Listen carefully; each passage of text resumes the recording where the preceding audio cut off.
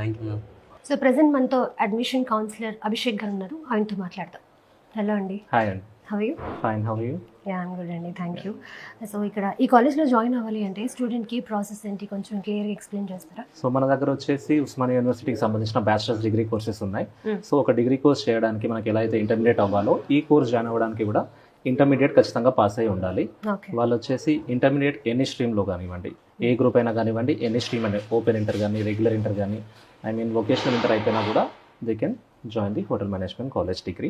And మన college వరకు వచ్చేసి ఒక separate national level entrance test అనేది ఉంది. దాన్ని రీజెన్సీ నేషనల్ ఎంట్రన్స్ టెస్ట్ అంటాం. ఇది ఎవ్రీ ఇయర్ జూన్లో కండక్ట్ చేస్తాం మనము. ఇండియా వైడ్ ఉంటుంది. దీనికి అప్లికేషన్స్ మనం ఆల్రెడీ ఓపెన్ చేసాము. ఎవ్రీ ఇయర్ అప్లికేషన్స్ ఓపెన్ అయిన తర్వాత we receive applications from all category students from all the states across India.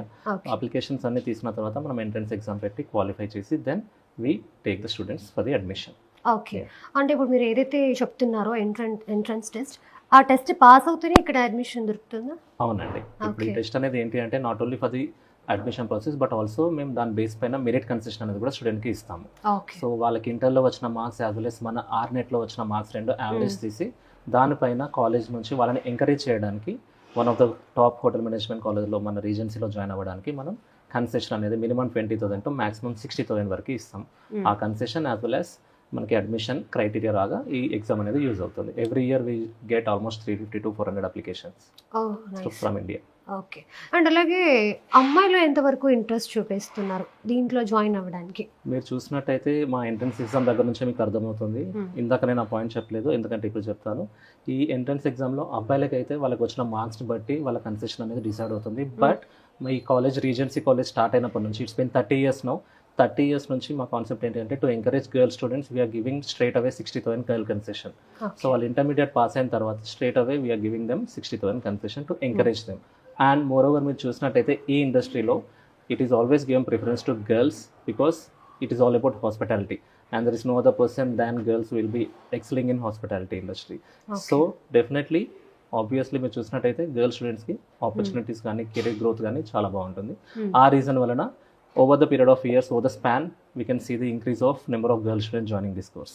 Okay. So ఇప్పుడు మెడిసిన్ చేసిన వాళ్ళు కూడా ఈ కోర్స్లో జాయిన్ అవ్వచ్చు? మనకి intermediate as I said earlier మనకి గ్రూప్ తోటి స్ట్రీమ్ తోటి సంబంధం ఉండదండి. ఇంటర్మీడియట్ పాస్ అయిన వాళ్ళు ఎవరైనా కూడా ఈ రెండు కోర్సెస్లో ఏ కోర్స్ అయినా చేయొచ్చు. Hotel management and culinary arts. Okay. అదే అండి. ఎంపీసీ కానివ్వండి, బైపీసీ కానివ్వండి, CEC, vocational inter, open inter. At the end of the day, they need to clear the intermediate, write our entrance exam. They can happily join the best hotel management college, that is Regency. Okay. ఈ hotel management degree తీసుకున్న వాళ్ళు తర్వాత government jobs ఏమైనా ఉంటే వాటికి కూడా prepare అవ్వచ్చు? వాళ్ళకి ఇది ఏమైనా హెల్ప్ అవుతుందా? ఈ క్వశ్చన్ చాలా మంది అడుగుతారండి. ఏంటి అంటే ఇది it self is a degree course. ఇప్పుడు ఇలాగైతే మీరు ఉస్మానియా యూనివర్సిటీ నుంచి వేరే డిగ్రీ కోర్సెస్ చేసి గ్రాడ్యుయేషన్ సర్టిఫికేట్ తీసుకుంటారో, ఇది చేసినాక కూడా స్టూడెంట్కి అనేది బ్యాచిలర్స్ డిగ్రీ సర్టిఫికేట్ వస్తుంది.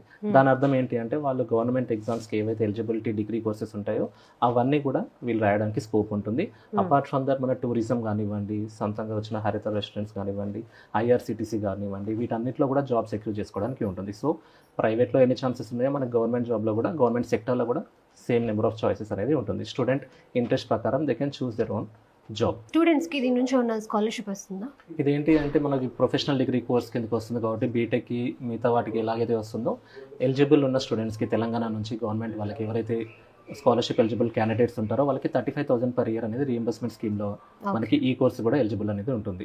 సో మన కాలేజ్ ఫీ ఏదైతే కడుతున్నారో వాళ్ళకి every year 35,000 from government who are eligible వాళ్ళందరికీ కూడా వస్తుంది. కాబట్టి that would be a very good financial help from the government as well as అది కాకుండా మన కాలేజ్ నుంచి కూడా మెరిట్ కన్సెషన్ ఉంటుంది. కాబట్టి either ways it will be a good support for them to continue the course.